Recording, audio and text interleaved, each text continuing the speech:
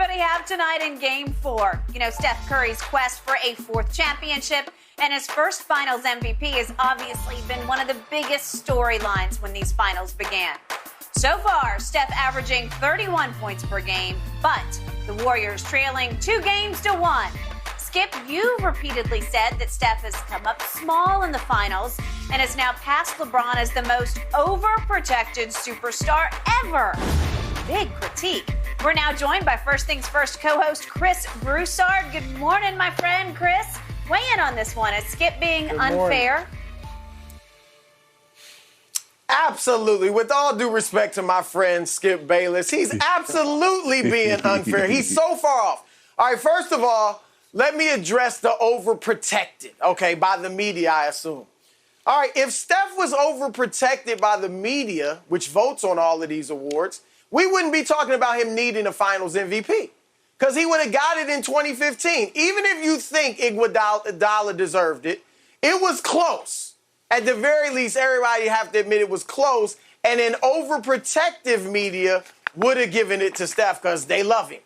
Same thing, 2018. KD got it. KD deserved the finals MVP. But Steph averaged 27 points a game. KD averaged 28 points a game. And Steph had 37 points in game 4 to close out. KD had 20. So an overprotective media, one that gives Steph the benefit of the doubt and pulls for him and gives him what he doesn't deserve, would have given it to him in 2018. This year, if the media was overprotective of Steph, trying to boost his legacy, looking out for him, he wouldn't have finished 8th in the MVP voting, 8th, behind Devin Booker and Ja Morant. So, no, he's not overprotective. Secondly, the overrated or doesn't show up in the finals. Now, this one, I've told you guys, he's averaged 27 points for his career in the finals. That's 10th all time. As more than Larry Bird, more than Dr. J, more than Dwayne Wade, Kobe Bryant, Kareem Abdul-Jabbar, more than all of them. And his 27 points a game is almost 3 points more than he averages in the regular season for his career. And it's more than his overall playoff scoring average. So in the finals, his scoring actually goes up. You say, well, where are the big moments? Well, 21 points in the first quarter against a Boston defense that shut down Kevin Durant. And last I looked, Steph doesn't have a guy as good as Kyrie Irving that draws attention from the defense. But he had the highest scoring quarter in the finals game in nearly 30 years since a guy named Michael Jordan did it in 1993. I can go on. Steph, 31 career finals games. Larry Bird, 31 career finals games. Larry Bird scored 30 or more points 6 times in the finals. Same number of games. Steph's done it 12 times. Steph scored career high in the finals 47. Bird's 34. Steph, in the last 50 years, only Jordan, LeBron, and Allen Iverson and Giannis have scored more points in a finals game than Steph. And Steph's never been in single digits in the finals game, unlike Kobe, unlike Bird. And I'll leave you with this, because where's he in the fourth quarter?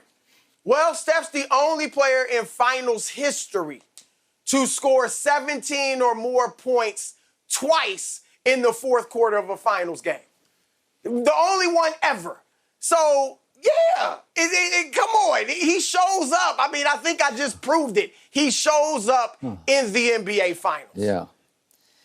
Do you want to go? No, I don't want to go. Shannon Sharp just stuck his tongue out at me. That's a first on the show. Yeah, Chris, you just stuck his tongue out at me. Yeah, I got nothing to say.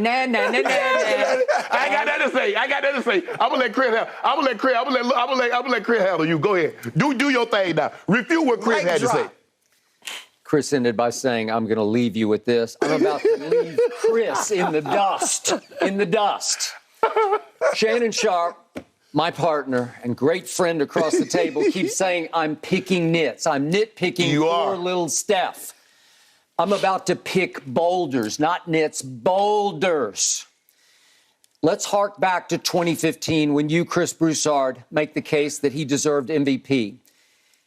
What gets swept under the media carpet is that in games 1, 2, and 3, his first 3 games of finals in his career, Steph Curry was a flat-out disaster in those games, and he was the reason that they fell behind 2-1.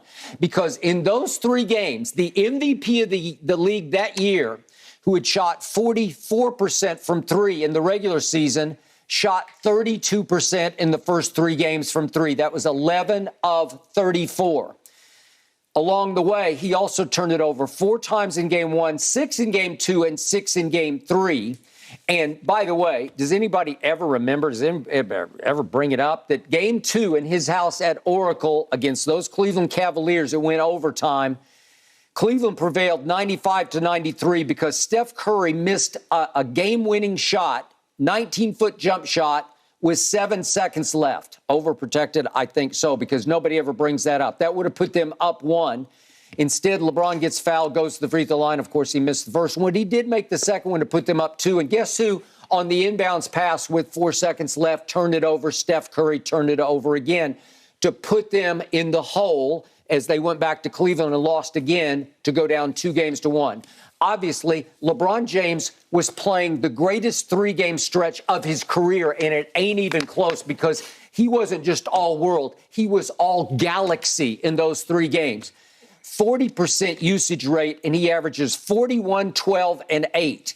And all of a sudden, Steve Kerr makes the greatest strategic decision I believe any coach has ever made in a finals by inserting Andre Iguodala into the lineup in Game 4 in the King's house, his palace in Cleveland, to guard LeBron and make LeBron work a little bit more on defense. And what did he do? He held LeBron in Game 4 to 20 points. He was averaging 41 for 3 games, 20 points, 12 rebounds, 8 assists, but he shot 7 of 22 from the floor, 1 of 4 from 3, and missed 5 of his 10 free throws. Iggy outscored him 22-20, added 8 rebounds, made 4 threes, and down the stretch of those games would be 4, 5, and 6 of that finals. Would you believe that Iggy forced LeBron James into missing 18 shots a game for those last 3? He missed 54 total shots.